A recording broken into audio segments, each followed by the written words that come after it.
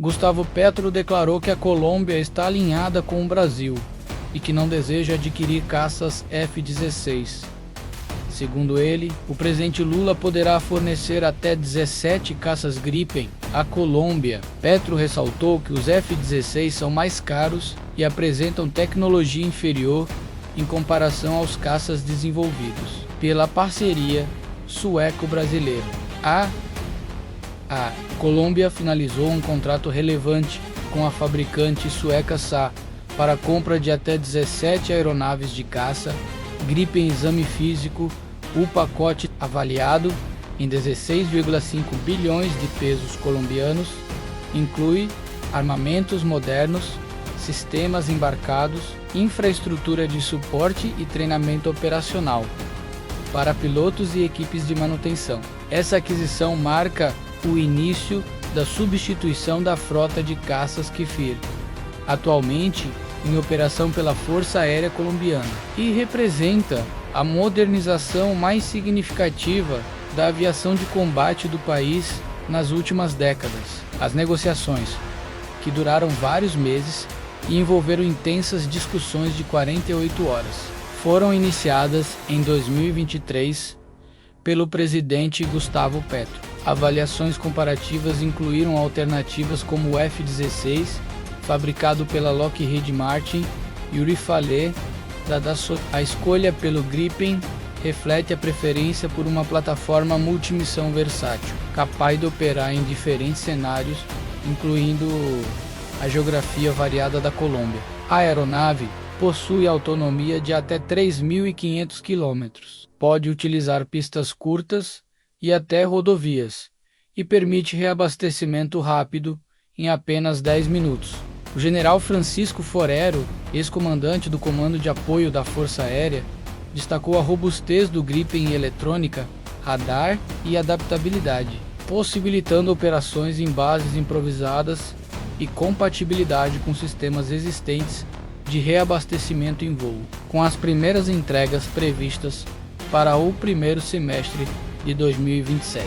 O acordo também abre caminho para a cooperação regional mais intensa, especialmente com o Brasil, que surge como parceiro estratégico nessa iniciativa. O Brasil, vizinho da Colômbia, oferece vantagens logísticas significativas, facilitando o transporte, integração e manutenção das aeronaves. A fábrica da Embraer, em Gavião Peixoto, no estado de São Paulo, já produz caças Gripen para a Força Aérea Brasileira, resultado de uma parceria estratégica com a fabricante sueca iniciada em 2014.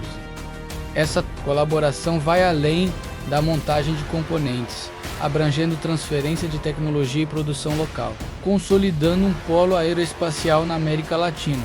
Com a eficiência dessa linha de produção, o Brasil está apto a fornecer até 17 Gripen à Colômbia, podendo realizar a montagem final no território brasileiro, o que reduziria custos e prazos logísticos.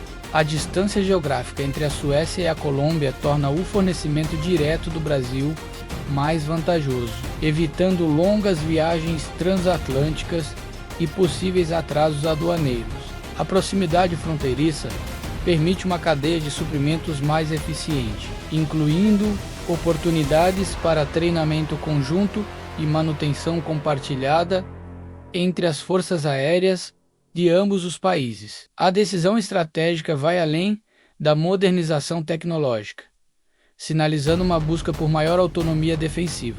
O Gripen, projetado para enfrentar ameaças modernas, oferece detecção de alvos a longas distâncias, identificação de ameaças aéreas, terrestres e marítimas, além de alta consciência situacional. Seu baixo custo operacional e logística simplificada tornam a aeronave especialmente atraente para países com orçamento militar restrito.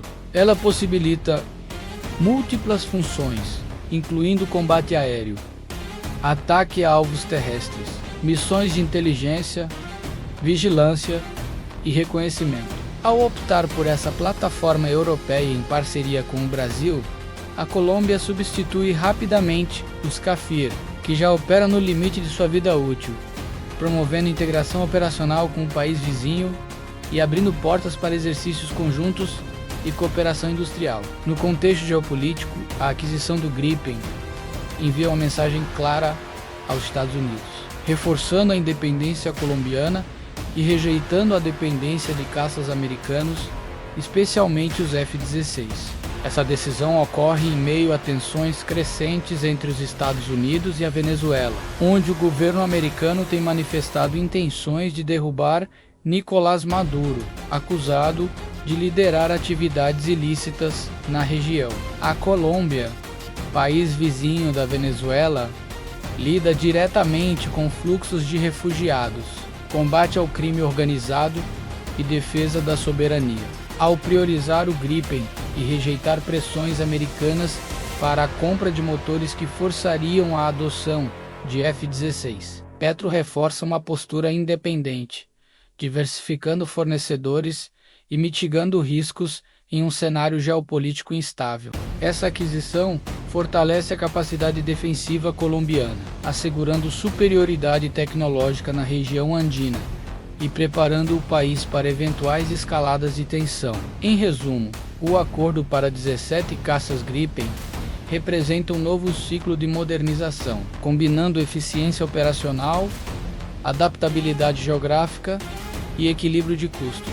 Com o Brasil como parceiro estratégico, essa modernização não se limita à tecnologia, mas também reflete um posicionamento assertivo na geopolítica sul-americana, em um gesto que remete às tensões silenciosas que marcaram a antiga disputa global de poder, mas agora moldado pelas urgências de um planeta interligado pelo tráfico ilícito e pela pressão migratória.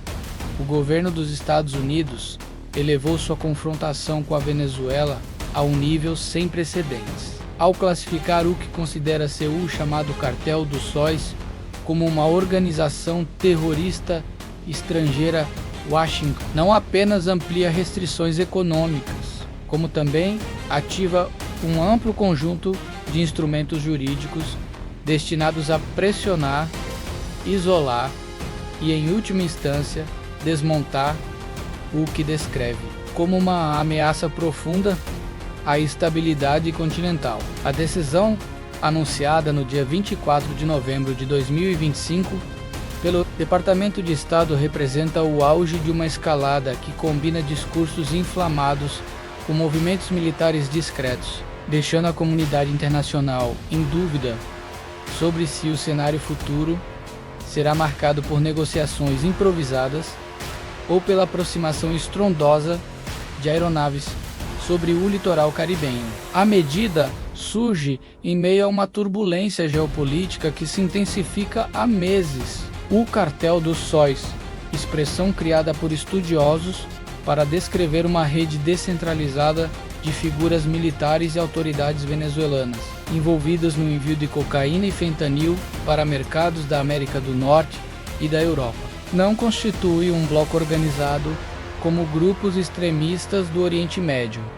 Em vez disso, representa um sistema corrosivo, entranhado nas Forças Armadas da Venezuela, no qual generais identificados por insígnias de formato solar teriam um papel central na coordenação de rotas ilícitas, capazes de sustentar financeiramente o governo de Nicolás Maduro. O próprio presidente venezuelano passa a ser retratado como liderança direta da operação, transformando sua administração em alvo coletivo das medidas de combate ao terrorismo. Para compreender o peso dessa manobra, é necessário examinar em profundidade a base legal que fundamenta tal classificação. A designação como organização terrorista estrangeira é prevista na legislação que regula imigração e segurança nacional e permite que o secretário de Estado norte-americano, com o aval do presidente, classifique um grupo estrangeiro como terrorista caso ele pratique ações que coloquem em risco a segurança do país, como planejar ou executar assassinatos, raptos ou financiamento de violência. O processo exige a apresentação de provas confidenciais, notificação prévia ao Congresso e revisões periódicas. No caso do Cartel dos Sóis, as autoridades argumentam que a rede não apenas abastece cidades americanas com substâncias mortais, como também penetra governos vizinhos da América Latina, favorecendo instabilidades que podem evoluir para ameaças de alcance internacional. As consequências práticas dessa inclusão ultrapassam um simples pronunciamento político. A partir do momento em que um grupo entra na lista, são ativadas restrições que o isolam de maneira intensa. Fornecer apoio material a partir do território norte-americano torna-se crime, abrangendo desde contribuições financeiras até ações logísticas, de treinamento ou de divulgação, sujeitas a longas penas de prisão. Integrantes e colaboradores passam a ser barrados de entrada no país e seus bens são bloqueados com base em leis de emergência que permitem congelar contas bancárias, propriedades e investimentos associados ao grupo. Na esfera internacional, países aliados são pressionados a romper laços comerciais e diplomáticos, ampliando a possibilidade de transformar a Venezuela em uma nação isolada, semelhante a exemplos recentes do Oriente Médio e do Leste Asiático. O verdadeiro alcance dessa classificação, porém, está na margem de ação concedida ao presidente Donald Trump para responder com rapidez ao que sua administração descreve como narcoterrorismo. Embora não represente autorização irrestrita, ela expande significativamente o poder executivo em temas de segurança, com base em normas que tratam de autodefesa coletiva.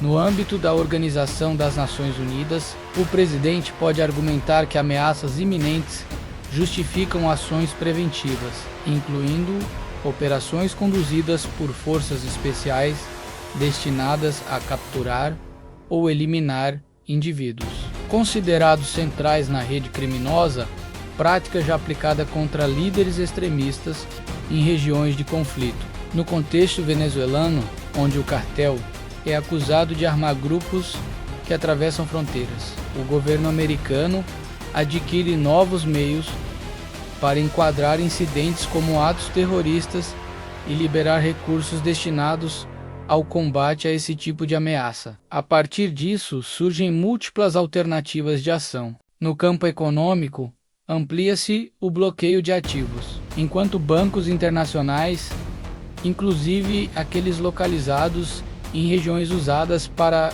esconder fortunas, passam a enfrentar penalidades elevadas se lidarem com transações relacionadas ao governo venezuelano. Isso pode comprometer importações essenciais e agravar a já severa emergência humanitária que expulsou milhões de pessoas do país. Medidas secundárias podem ainda atingir empresas estrangeiras que mantenham vínculos comerciais com Caracas, repetindo estratégias adotadas contra outros governos considerados hostis. No âmbito da inteligência e da tecnologia, a classificação autoriza formas mais amplas de vigilância, permitindo que órgãos de segurança monitorem comunicações de autoridades venezuelanas sem autorização judicial tradicional, operações sigilosas e campanhas digitais para provocar divisões internas no regime tornam-se mais frequentes. Enquanto analistas em Washington especulam sobre possíveis sabotagens a instalações petrolíferas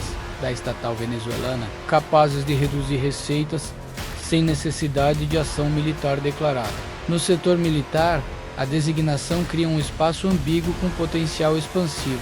Embora não permita diretamente o uso de força letal, abre caminho para ações justificadas como defesa prevista pela Carta da Organização das Nações Unidas, incluindo ataques de aeronaves não tripuladas ou incursões de unidades especiais em locais considerados centros operacionais do cartel. A operação conhecida como Lança do Sul, que mobiliza milhares de soldados, um porta-aviões e aeronaves de ataque posicionadas perto do território venezuelano, já resultou em mortes durante intercepções a embarcações suspeitas. Cenários discutidos por estrategistas vão de bombardeios pontuais a instalações estratégicas até resgates de opositores, todos apresentados como medidas de combate ao terrorismo para contornar impasses diplomáticos. Apesar disso, especialistas em direito internacional alertam que ações letais contra um governo reconhecido ainda exigem controle legislativo rigoroso, o que limita o presidente a operações discretas e de alcance limitado. Em paralelo, o peso diplomático aumenta. Países aliados como Argentina e Equador são estimulados a repetir a classificação, isolando Maduro em conselhos regionais. O presidente americano, que ocasionalmente sugeriu a possibilidade de diálogo, utiliza agora a designação como um instrumento de barganha, oferecendo alívio ou aumento de pressão, conforme sua estratégia. Dentro dos Estados Unidos, pesquisas apontam resistência significativa a intervenções diretas. Embora parlamentares do partido governista defendam liberdade total para o executivo atuar sem limitações adicionais para o governo americano, a medida é apresentada como resposta à devastação causada pelo fentanil, que ceifa dezenas de milhares de vidas anualmente, e a crise venezuelana, que alimenta ondas de deslocamento humano e pressiona fronteiras. Para Maduro, transforma-se em um cerco que ameaça sufocar seu governo, levando à mobilização de centenas de milhares de militares e grupos civis armados. Para o continente, a decisão reacende o temor de que ações unilaterais dos Estados Unidos, mesmo justificadas como defesa contra o terrorismo, possam ressuscitar memórias dolorosas de intervenções passadas. Resta agora saber se essa estratégia conseguirá remodelar o comportamento de Caracas ou se alimentará ainda mais a resistência interna, aprofundando uma crise que já extrapola fronteiras e repercute em toda a região. Se você gostou do conteúdo, não se esqueça de curtir e se inscrever para ajudar o canal. Você pode também se tornar membro ou contribuir com seu valeu. Ative o sininho para ficar por dentro das próximas novidades. Até a próxima! Os Estados Unidos acabam de decretar o isolamento aéreo absoluto da Venezuela ao divulgar o aviso oficial aéreo número 0012/25. Trata-se de um comunicado que, na prática, encerra o espaço aéreo do país para qualquer atividade civil considerada segura, publicado pela Agência Nacional de Aviação às 17h43 do dia anterior. No horário universal, o documento permanece válido até 19 de fevereiro de 2026. Ele descreve uma condição potencialmente arriscada em toda a região de informação de voo de Maiquetía, que inclui não apenas o território venezuelano, mas também vasta área do Caribe Sul, alcançando zonas próximas da Colômbia, Guiana, Trinidade e Tobago e do norte do Brasil. O texto é categórico. Há risco concreto para aeronaves em todas as alturas durante travessia, aproximação, partida, aterrissagem e até mesmo quando repousam nos aeroportos. Operadores estadunidenses devem avisar a agência com antecedência mínima de 72 horas e relatar prontamente qualquer ocorrência. Empresas como American Airlines, Copa Airlines e Latam já suspenderam ou alteraram seus percursos. O espaço aéreo venezuelano encontra-se de fato interditado para o tráfego civil global. Simultaneamente, o mar territorial venezuelano no Caribe permanece sob bloqueio total imposto pela Marinha dos Estados Unidos. O porta-aviões chamado Gerald R.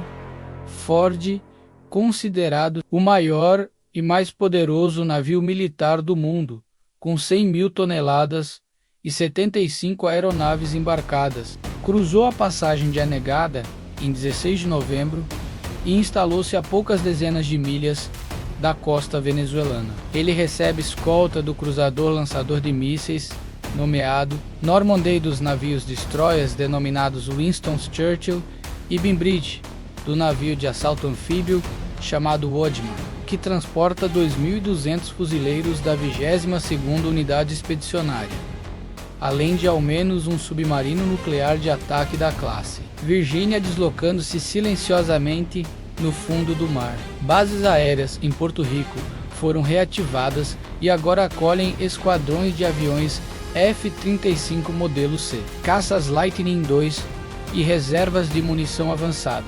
Na madrugada entre 20 e 21 de novembro, essa força realizou o maior exercício ofensivo já conduzido contra a Venezuela. 2 bombardeiros estratégicos, modelo B-52, vindos de Minodor, 8 caças, FA-18 chamados Super Hornet lançados do Gerald Ford, 4 caças F-35 modelo C, baseados em Porto Rico, drones de ataque designados 9 Reaper aeronaves de guerra eletrônica denominadas 135 WB, patrulheiros marítimos chamados P-8 Poseidon e o avião radar, conhecido como Sentry, simularam ataques coordenados contra metas distribuídas por toda a Venezuela, incluindo o oeste, a região de Zulia e a área central, Caracas, Valência o leste, a bacia do Orinoco e a zona de Essequibo. Os bombardeiros B-52 voaram em silêncio absoluto, transponders desativados, e atuaram ao norte da região contestada com a Guiana, precisamente onde embarcações estadunidenses haviam sido vistas dias antes. Toda essa mobilização ocorre sob a Operação Southern Spear, organizada em 13 de novembro, com 12 mil militares, cujo propósito declarado é desmontar o grupo criminoso chamado Los Soles, uma rede de tráfico de drogas supostamente dirigida por generais ligados ao governo de Nicolás Maduro. Em 24 de novembro, o grupo será oficialmente classificado como organização terrorista estrangeira, permitindo ataques diretos contra qualquer bem associado a ele, em qualquer parte do planeta. Maduro respondeu convocando 200 mil reservistas e milícias, posicionando baterias de mísseis antiaéreos russos, Iglas e S-300 ao longo do litoral e anunciando estado de alerta para a guerra. Manobras venezuelanas simulam defesa de refinarias e portos, exatamente os alvos que os bombardeiros B-52 treinaram para neutralizar. Análise final.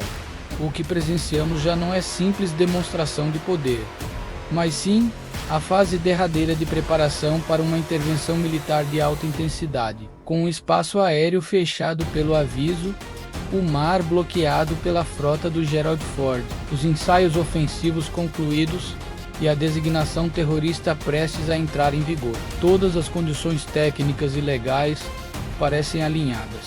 Historicamente, quando os Estados Unidos unem avisos desse tipo com presença aeronaval maciça, como antes do Panamá em 1989 e do Haiti em 1994, a ação militar ocorre em questão de dias ou em poucas semanas. A única variável restante é a ordem executiva de Washington. Maduro ainda pode negociar uma saída honrosa ou tentar resistir, porém o tempo indica os instantes finais do cerco. O Caribe jamais esteve tão próximo de um confronto aberto desde 1962.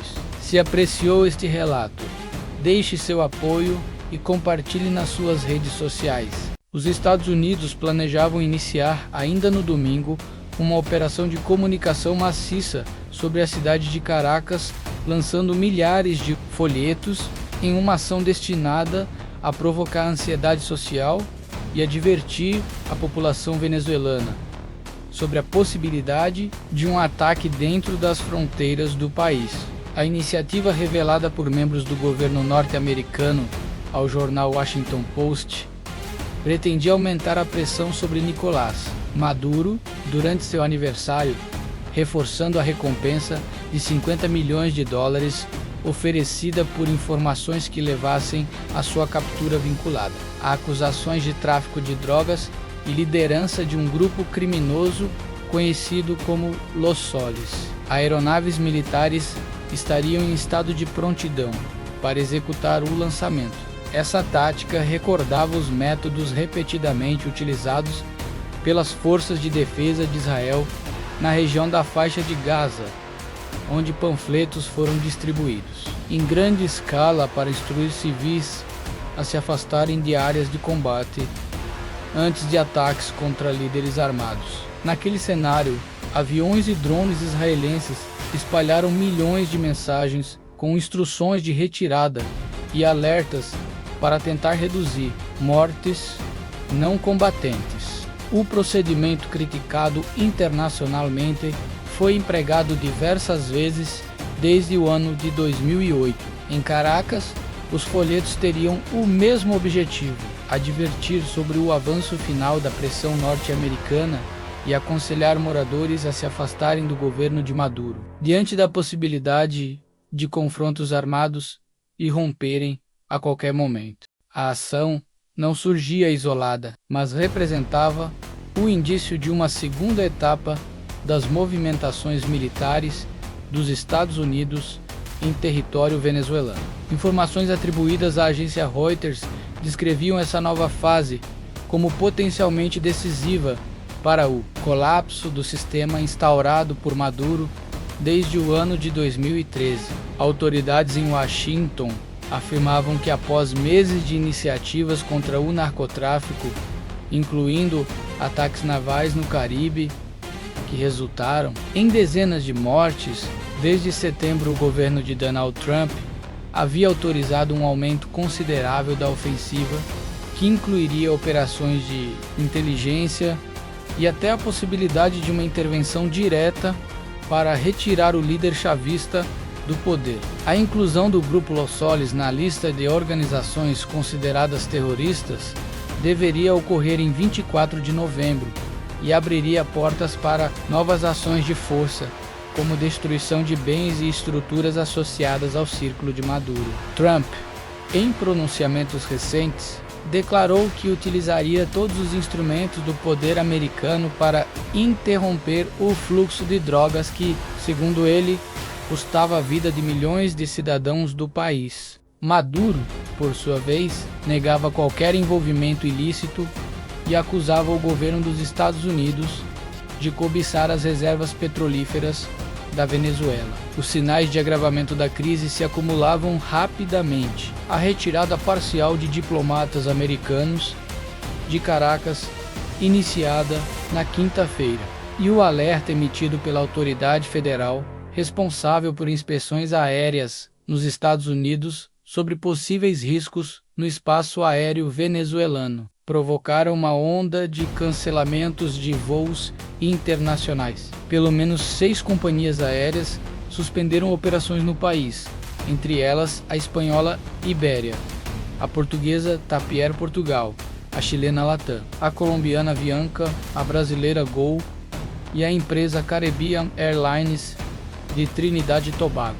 Os cancelamentos, registrados por agências especializadas em tráfego aéreo, eram vistos por analistas como um sinal clássico de preparação para conflitos, semelhantes às restrições adotadas antes das intervenções militares no Iraque e na Líbia.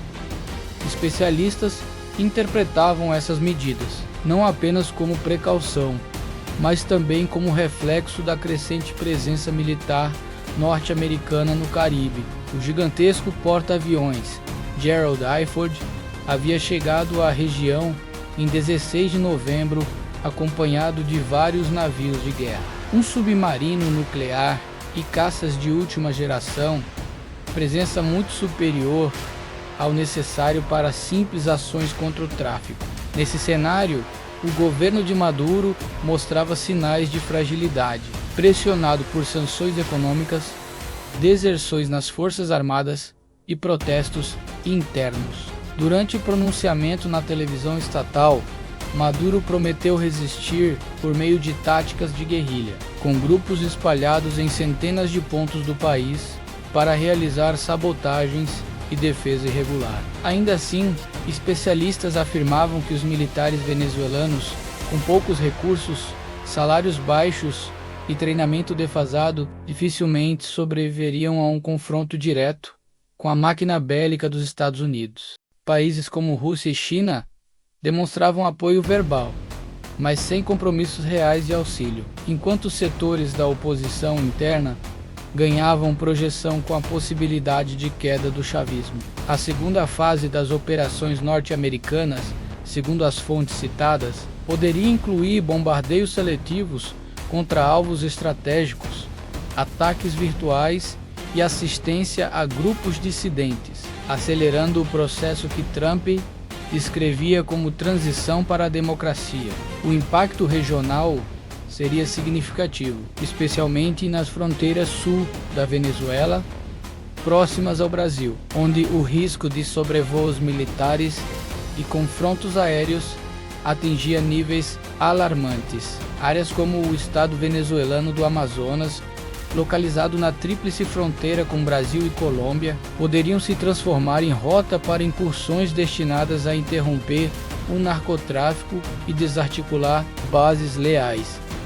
A Maduro, o governo brasileiro demonstrava preocupação com a possibilidade que o conflito se estendesse para o norte do território nacional, onde comunidades indígenas e cidades próximas ao Rio Negro poderiam sofrer com detritos de batalhas aéreas ou com um fluxo repentino de refugiados. Tropas foram enviadas para reforçar a vigilância em regiões como Pacaraima e Boa Vista, enquanto o presidente Luiz Inácio Lula da Silva condenava qualquer atitude que ameaçasse a estabilidade sul-americana. Organizações de defesa dos direitos humanos alertavam para riscos de violações legais, mencionando os ataques a barcos como possíveis execuções extrajudiciais, ao passo que autoridades de defesa dos Estados Unidos defendiam as ações como essenciais para a segurança do continente. Embora houvesse conversas discretas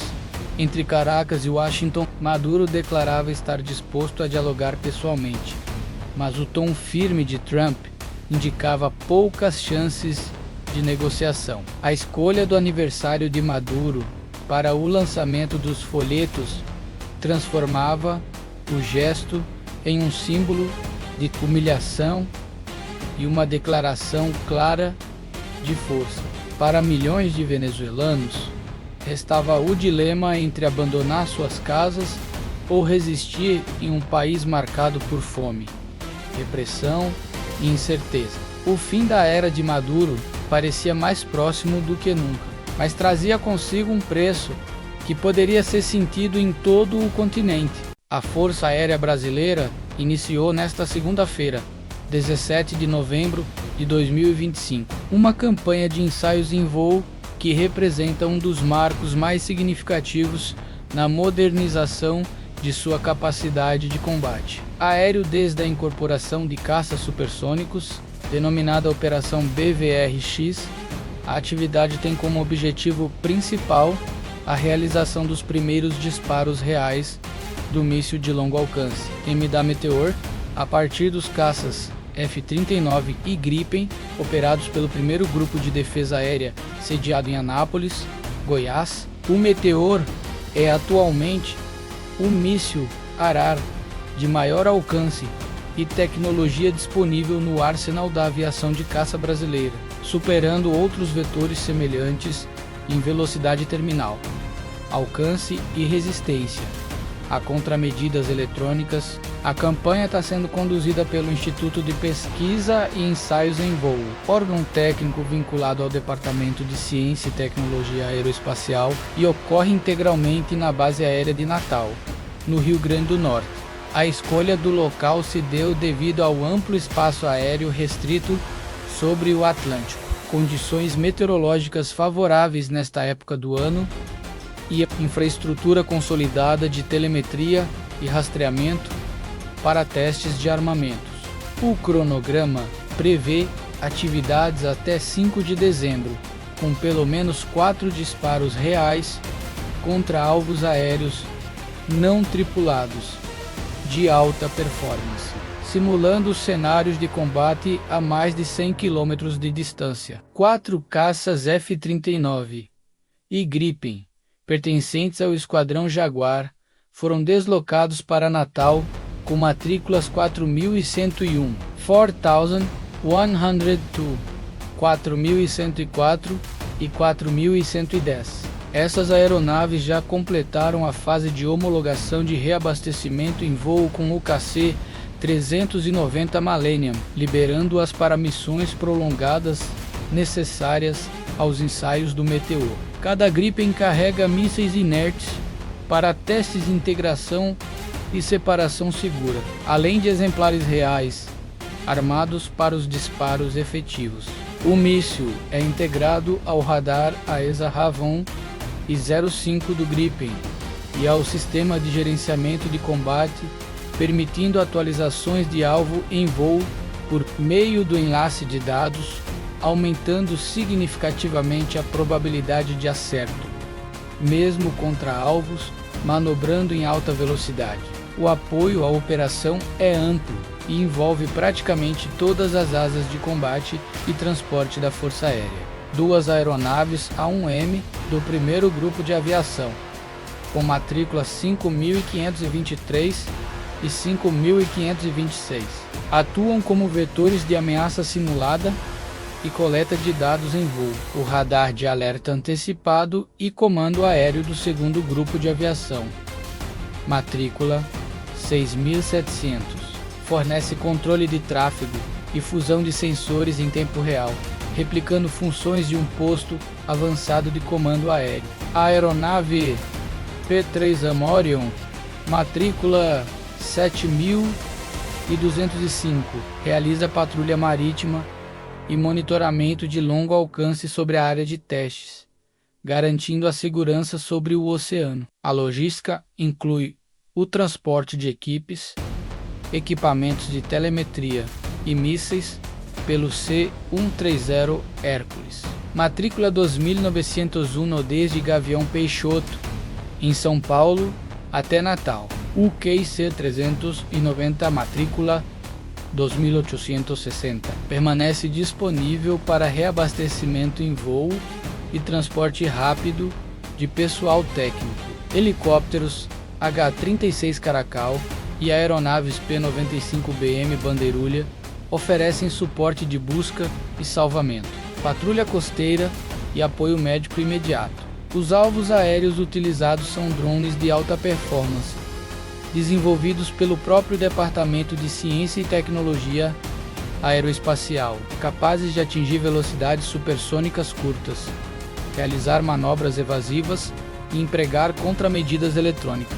Cada disparo será monitorado por estações de solo, radares de rastreamento óptico e sensores embarcados, gerando milhares de pontos de dados para análise e certificação operacional do míssil no Gripen. A campanha também valida a doutrina de emprego, incluindo táticas de engajamento em rede, coordenação com aeronaves de alerta antecipado e integração com o futuro, sistema de defesa antiaérea de médio e longo alcance da Força Aérea. O Meteor possui motor ramjet, que mantém a aceleração até o impacto, garantindo uma zona de não escape muito maior que mísseis de geração anterior, baseados em foguetes sólidos. Isso permite ao piloto engajar ameaças antes que elas alcancem seu envelope de armas, invertendo a lógica do combate aéreo em favor do caça nacional. Em um cenário de defesa da soberania sobre a Amazônia, o litoral ou o espaço aéreo do Atlântico Sul, a capacidade de neutralizar aeronaves inimigas a mais de 100 km representa um multiplicador de forças de grande impacto estratégico. A integração do Meteor posiciona o Brasil entre um seleto grupo de nações que operam mísseis Ará de última geração, um enlace de dados bidirecional e resistência a contramedidas eletrônicas, como Reino Unido, França, Alemanha, Itália, Espanha e Suécia. Até o momento, nenhum outro país da América do Sul possuía capacidade semelhante. A introdução do míssil reforça a dissuasão estratégica brasileira, especialmente em um contexto regional de investimentos crescentes em aviação de combate por países vizinhos. A conclusão bem-sucedida da operação BVRX abrirá caminho para a declaração de capacidade operacional inicial do Gripen, com o Meteor, prevista para meados de 2026, além de permitir o emprego em formações de 4 aeronaves, engajamentos múltiplos, simultâneos e integração com mísseis de curto alcance. Todo o processo é conduzido com tecnologia nacional de ensaios em voo, evidenciando a maturidade do complexo industrial de defesa e a autonomia brasileira na certificação de sistemas de armas avançados. Ao final da campanha, os caças retornarão a Anápolis com dados que alimentarão simulações, atualizações de software e manuais táticos, consolidando o Gripen como principal vetor de superioridade aérea da Força Aérea por décadas. O Meteor, mais que um míssil, simboliza a entrada definitiva do Brasil no seleto grupo de potências aéreas capazes de projetar poder letal, além do horizonte visual, assegurando a defesa do espaço aéreo nacional com tecnologia de ponta e doutrina própria. O governo alemão surpreendeu o Brasil no início de novembro de 2025, ao apresentar uma proposta formal para vender 65 tanques de combate, Leopard 2 A6 e 78, veículos de transporte de fuzileiros Marder 1 a 5 ao Exército Brasileiro. A oferta, divulgada pela revista Tecnologia em Defesa, com base em fontes do próprio Exército, foi conduzida pela empresa alemã KNDS e envolve equipamentos retirados dos estoques estratégicos da Alemanha, que seriam recondicionados e entregues em até 2 anos. O preço total do pacote é estimado em aproximadamente 1,73 bilhão de euros, o que representa cerca de 15 milhões de euros por tanque e 10 milhões por veículo de transporte. Esse valor, entretanto, não inclui suporte logístico, treinamento, munição nem as adaptações necessárias para uso no Brasil. Os tanques Leopard 2 A6 oferecidos pertencem à primeira leva de modernizações realizadas entre 2001 e 2005, com base em cascos da versão 2 a 4, já utilizada há mais de 40 anos. São exatamente os 68 exemplares que a Alemanha considerou desgastados demais para receberem as atualizações mais recentes e que, segundo relatos, teriam sido recusados pela Ucrânia. Os veículos Marder 1 a 5, por sua vez, são transportadores de tropas fabricados nos anos 1970, atualizados com blindagem adicional e visão noturna, mas sem os recursos modernos de torres remotas ou integração digital presentes em veículos atuais. A oferta chega em um momento crucial para o programa de modernização das forças blindadas do Exército Brasileiro. Desde 2022, uma portaria do Estado-Maior do Exército estabelece a aquisição inicial de 143 blindados sobre Lagartas, sendo 65 tanques de combate e 78 veículos de transporte de tropas, todos com peso máximo de 50 toneladas, alta padronização logística e forte participação da indústria nacional. O objetivo é substituir gradualmente os 297 tanques antigos, Leopard 1 A5 e M63, por uma frota moderna, leve o suficiente para transitar nas pontes e estradas do país e economicamente viável para produção em série nacional. O Leopard 2 A6, no entanto, pesa 62,3 toneladas, ultrapassando o limite definido, o que exigiria novos caminhões, reforço de pisos em quartéis e adaptações em viadutos e ferrovias, gerando custos adicionais que o orçamento militar não contempla. Além disso, seu canhão não é totalmente compatível com os sistemas já utilizados em veículos nacionais, criando a necessidade de 2 linhas diferentes de munição e complicando a logística.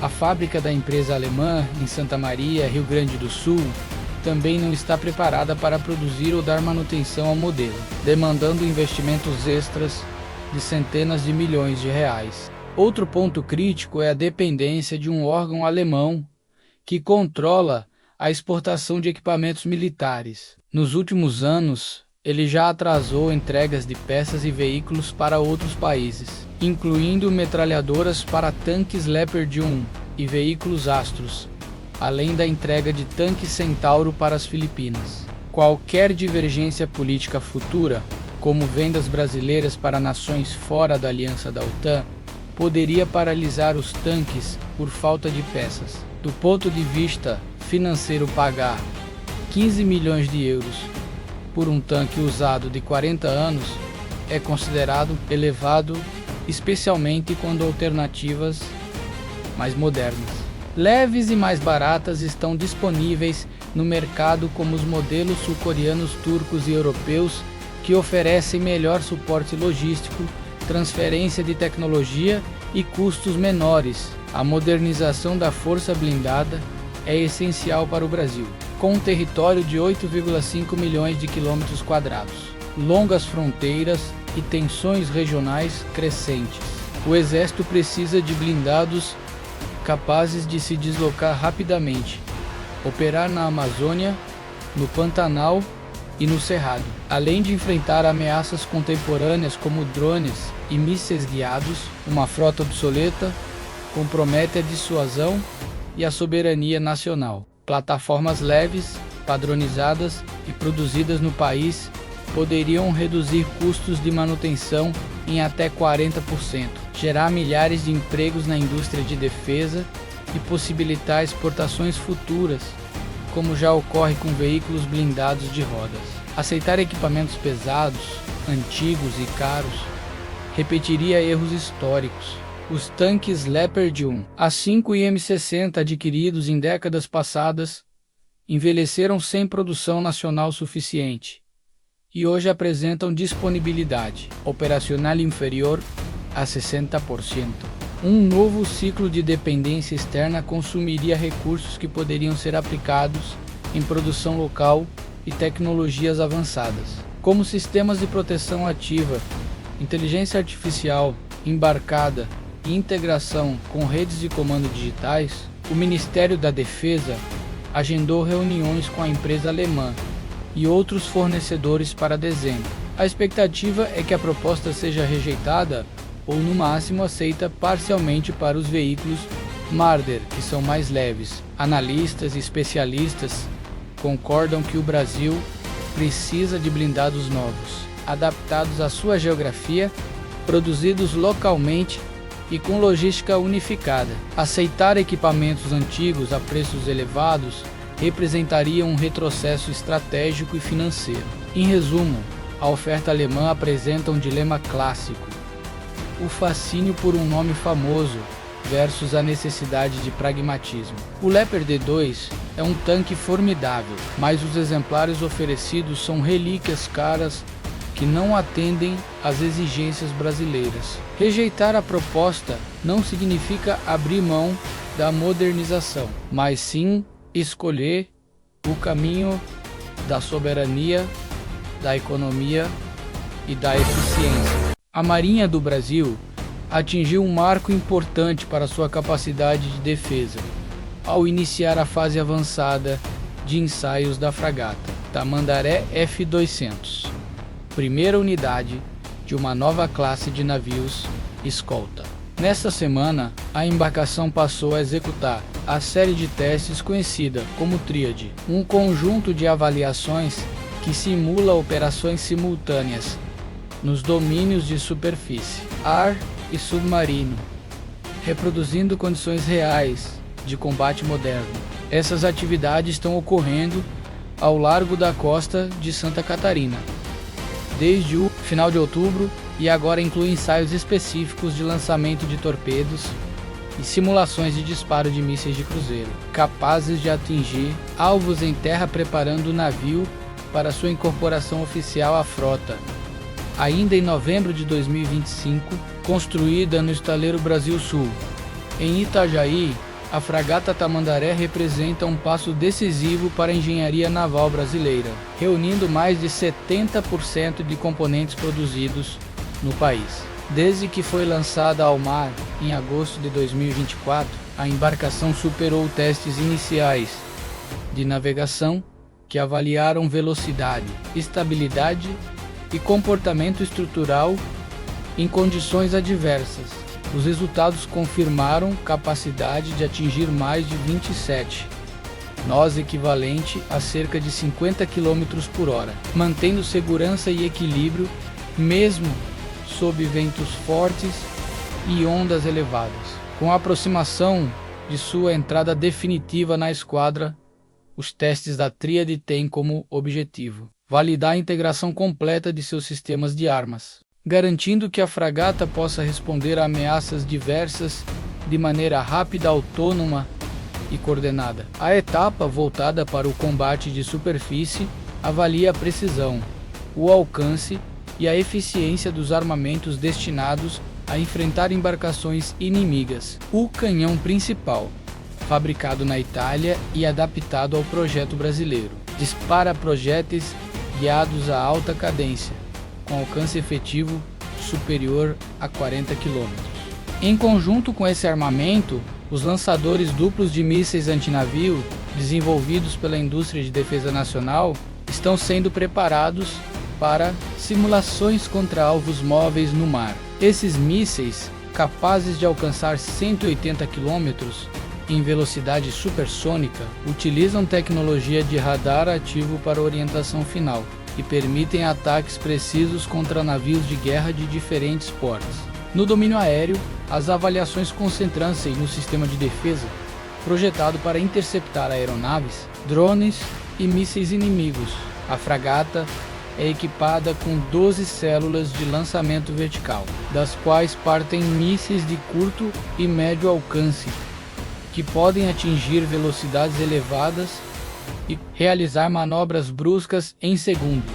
Durante os exercícios, os sensores da embarcação, incluindo radares modernos capazes de detectar alvos a mais de 250 km, trabalham de forma integrada para fornecer dados precisos ao sistema de controle de tiro, complementando essa defesa. Um canhão automático de 30 mm atua como barreira final contra projéteis que se aproximam em alta velocidade. A fase submarina, considerada a mais complexa, envolve o disparo de torpedos leves adaptados para a integração brasileira. Essas armas, equipadas com sonar ativo e passivo e orientadas por fibra ótica, são utilizadas em simulações contra submersíveis inimigos. Os testes avaliam a acústica do navio, a sensibilidade dos sensores e a capacidade do sistema de sonar rebocado e de casco. Também são realizadas medições de ruído irradiado, essenciais para operações furtivas, além de exercícios destinados a avaliar a eficácia de manobras de evasão. Para garantir segurança, a Marinha isola áreas específicas do litoral catarinense enquanto executa os lançamentos, retornando periodicamente ao porto de Itajaí para análises e ajustes técnicos. Além de suas capacidades de defesa e ataque naval, a fragata Tamandaré demonstra versatilidade estratégica ao integrar sistemas que permitem o lançamento de mísseis de cruzeiro contra alvos terrestres.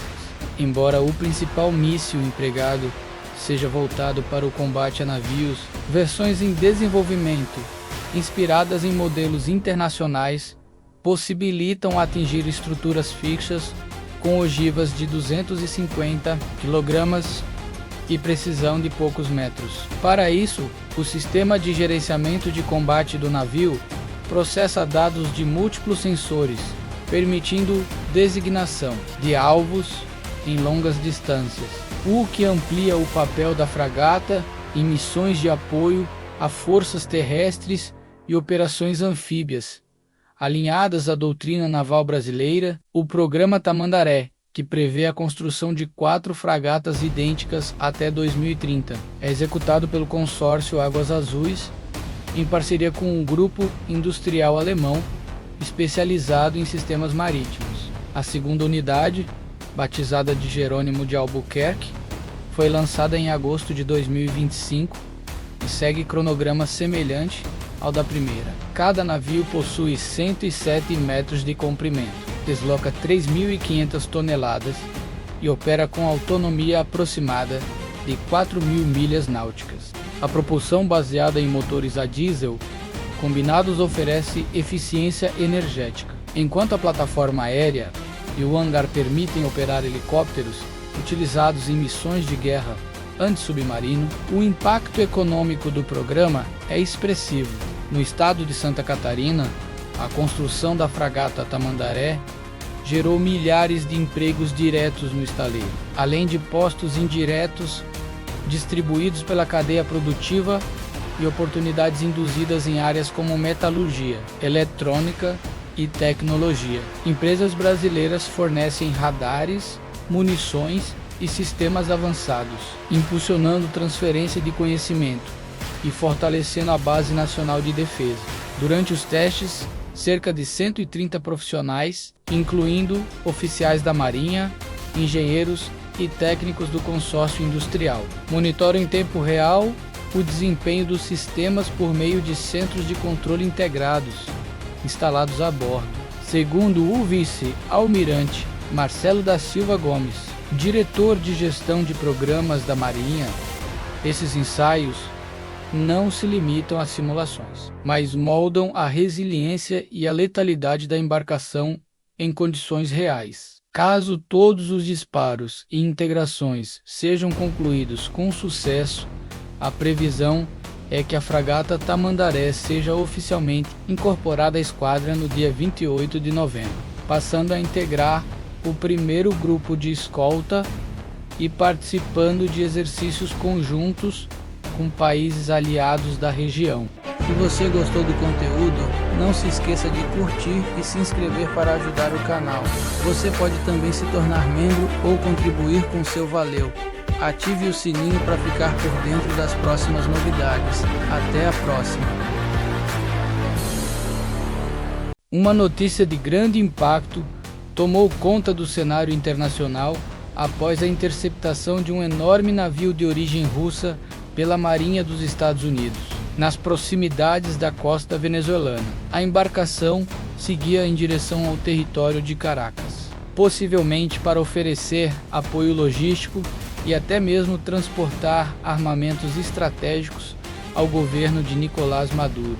A ação norte-americana reforça a percepção de que já existe um bloqueio aéreo e marítimo informal imposto contra a Venezuela. O episódio ocorreu na madrugada de 21 de novembro de 2020 e envolveu a embarcação conhecida como Seahorse, um petroleiro com mais de 113 mil toneladas de capacidade.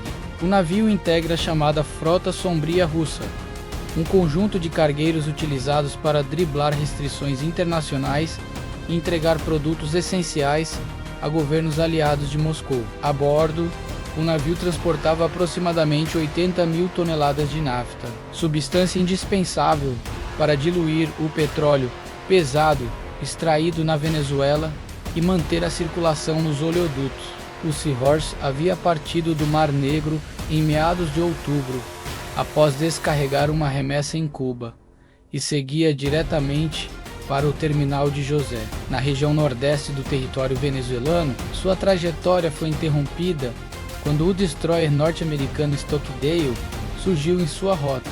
A embarcação militar, equipada com sistemas avançados de defesa e ataque, aproximou-se a 50 milhas náuticas da costa de Puerto La Cruz e realizou uma manobra que obrigou o petroleiro a mudar de direção. De acordo com dados de rastreamento e comunicações captadas por órgãos de inteligência, o capitão russo Viktor Ivanov decidiu efetuar uma curva brusca e retornar em direção ao sudeste, buscando águas próximas a Cuba, para evitar um confronto direto que poderia gerar crise diplomática. Relatos apontam que esta já era a terceira tentativa do navio de alcançar a Venezuela desde 13 de novembro, sendo repelido anteriormente pela mesma embarcação militar norte-americana, que patrulha o Caribe em operações conjuntas contra tráfico e monitoramento de movimentos considerados hostis. O Seahorse já havia sido alvo de sanções impostas por países europeus no ano de 2024, e sua operação integra um conjunto de mais de 15 navios semelhantes que conduzem derivados de petróleo russo para Caracas desde o início do conflito na Ucrânia.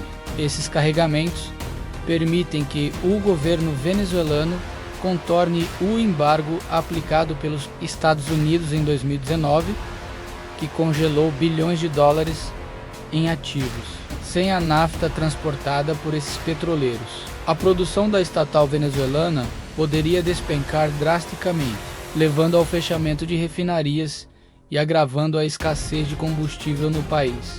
Especialistas em estratégia naval analisaram a manobra do destroyer como uma forma silenciosa de impedir o avanço russo sem recorrer a bordo de inspeção, o que elevaria as tensões com Moscou. A ação norte-americana marca um ponto alto do cerco marítimo e aéreo que vem sendo reforçado desde o final de outubro pelo governo de Washington, dentro de um esforço para limitar a influência russa e conter atividades consideradas ameaças à segurança regional. No mar, o bloqueio conta com a presença de um porta-aviões de grande porte acompanhado por cruzadores, destroyers e um submarino nuclear, totalizando milhares de militares mobilizados no Caribe. A cooperação com a Guarda Costeira dos Estados Unidos já resultou na apreensão de diversas embarcações clandestinas ligadas ao tráfico, algumas delas envolvidas em confrontos que despertaram críticas de organizações internacionais devido ao alto número de mortes. Ao mesmo tempo, o bloqueio aéreo ganhou um novo patamar quando autoridades norte-americanas emitiram um aviso urgente restringindo voos sobre o espaço aéreo venezuelano e regiões vizinhas. A mensagem alertava para atividades militares intensificadas e possível risco à aviação civil, obrigando companhias internacionais a alterar rotas e enfrentar atrasos significativos. Especialistas interpretaram o alerta como sinal de que exercícios de grande escala envolvendo aeronaves militares norte-americanas poderiam estar prestes a ocorrer. A resposta do governo de Maduro foi imediata. O país elevou seu nível de alerta militar, convocou milhares de reservistas e acusou Washington de tentar iniciar um conflito regional sem precedentes nas últimas décadas. Fontes do governo norte-americano afirmam que o objetivo do cerco é isolar a Venezuela de nações como Rússia, China e Irã, que têm fornecido equipamentos militares e apoio estratégico ao governo de Caracas. Órgãos de inteligência dos Estados Unidos informaram estar monitorando transmissões entre Moscou e Caracas que sugerem a preparação de novas remessas de combustível por via cubana, o que explicaria o deslocamento do Seahorse para áreas próximas a Havana, onde permanece parado há 2 dias, algo incomum para navios do tipo. A situação levantou críticas dentro dos Estados Unidos, com parlamentares alertando que o bloqueio pode violar normas internacionais e não se fundamenta em dados confiáveis sobre o fluxo de drogas para o território norte-americano. No meio desse ambiente de tensão, Washington também se pronunciou sobre a recente prisão preventiva do ex-presidente brasileiro Jair Bolsonaro, determinada pelo Supremo Tribunal Federal. O governo norte-americano expressou preocupação quanto aos padrões democráticos envolvidos no processo e afirmou que qualquer investigação deve seguir transparência e respeito aos direitos individuais. O episódio acentuou atritos políticos, especialmente entre aliados de Donald Trump no Congresso, que defendem respostas diplomáticas mais duras.